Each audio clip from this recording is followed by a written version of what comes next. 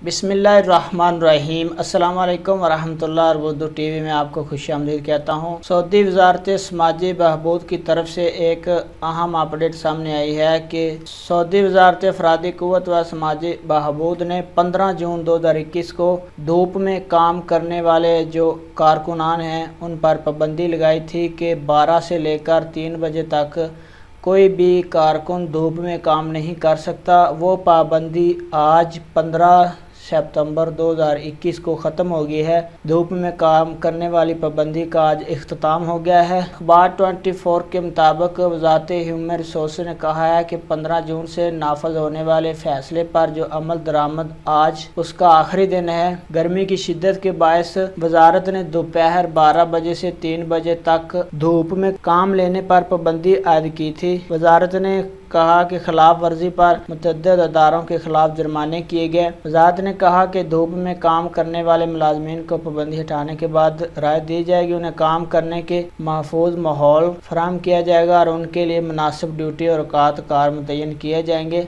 तो फ्रेंड, यहाँ हम अपडेट आपके साथ शेयर कर रहा था कि काम करते हैं सऊदी अरेबिया में सब जानते हैं कि 12 से 3 बजे तक जब शदीद गर्मी होती है तो काम नहीं लिया जाता। वो मकतब अमल की वजह से जो पाबंदी लगाई गई थी उसमें बहुत सारी कंपनियों को जुर्माना किया जाता है। वो आज ख़त्म हो गया। अपना बहुत सारा ख्याल रखिएगा। अस्सलाम वालेकुम वरहमतुल्लाह।